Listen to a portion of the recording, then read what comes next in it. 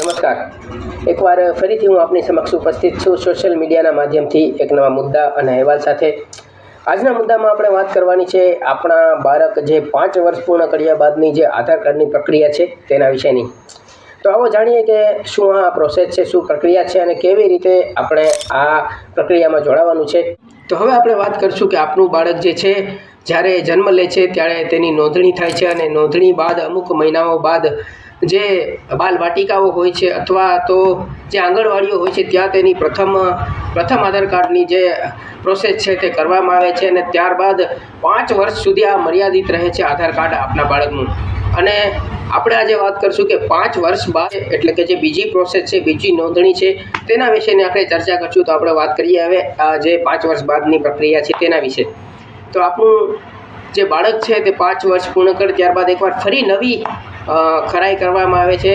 જે આપણા બાળકની આઈ કોન્ટેક્ટ હોય છે અથવા તેમની ફિંગર હોય છે, તેમના આધારે, તેમના ફેસના આધારે એક નવી ખરાઈ થાય છે અને ત્યારબાદ જેટલી પણ સરકારી ગવર્મેન્ટની યોજનાઓ છે તે મળવાપાત્ર બને છે આપણા બાળકને.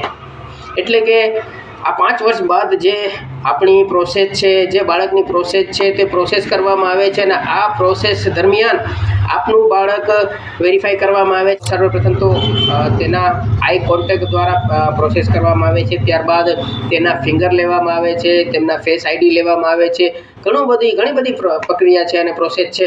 પરંતુ 5 વર્ષ પૂર્ણ કર્યા બાદ જો આ ખરાઈ કરીએ આપણે અને ત્યારબાદ જે ગવર્મેન્ટ એટલે કે સરકારી યોજનાઓ છે તેનો લાભ મળવાપાત્ર છે. જેમ કે મા કાર્ડ એટલે કે આયુષ્યમાન કાર્ડ 5 વર્ષ પૂર્ણ કર્યા બાદ જ આપણા બાળકને મળી શકે છે. એટલે કે આપણા બાળકનું જે ફિંગર છે, આઈ કોન્ટેક્ટ છે, ફેસ છે તે લાગુ પડે છે અને તેના આધારે એક નવું ખરાઈ કરેલું આધાર કાર્ડ આપણને મળે છે.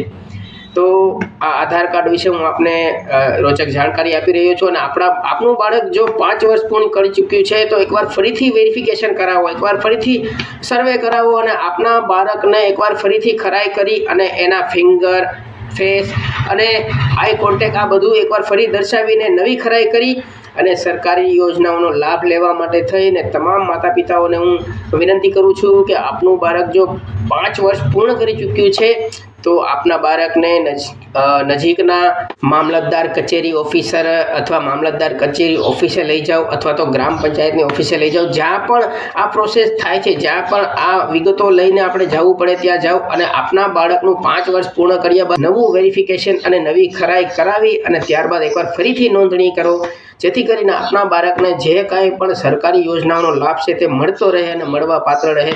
આ વિશેની બાકીની સચોટ માહિતી મેં લખાણ સાથે જોડેલી છે, તો ત્યાં પણ જાઓ અને મારા લખાણને જરૂરથી આપ વાંચો. અને ત્યાં મેં ઘણું બધું વર્ણવેલું છે, એટલે કે ઘણી બધી પ્રોસેસ છે ત્યાં મેં વર્ણવેલી છે. તો આપના બાળકની સાથે આપ પણ થોડાક જાગૃત થાવ. આપનું બાળક 5 વર્ષ પૂર્ણ કર્યા બાદની જે પ્રોસેસ છે એ પ્રોસેસ પૂરી કરો અને ત્યારબાદ 15 વર્ષ સુધી આપના બાળકને આ આધાર કાર્ડ વેલિડ રહેશે, એટલે કે મર્યાદિત રહેશે. પ્રથમ આધાર કાર્ડ જે છે બાળકનું જન્મથી લઈ અને 5 વર્ષ સુધીનું, તે આધાર કાર્ડ બાળકને પોતાનું આઈડેન્ટિટી અપાવે છે, પોતાનો ઓળખપત્ર અપાવે છે. ઇલેક્ટ્રોનિક માધ્યમથી તેમનું આ ઓળખપત્ર બને છે. ત્યારબાદ 5 વર્ષ પૂર્ણ કર્યા બાદ નવું જે આધાર કાર્ડ આવે છે તે બાળકને તમામ સરકારી યોજનાઓનો લાભ અપાવે છે અને ત્યારબાદ આ 5 વર્ષ પૂર્ણ કર્યા બાદ 15 વર્ષ સુધી તે મર્યાદિત રહે છે અને ત્યારબાદ એકવાર નવી ખરાઈ. અને જોડાયેલા રહેજો મારી સાથે, કેમ કે આવી રોચક જાણકારી હું આપને આપતો જ રહીશ. જય ભારત, જય હિન્દ.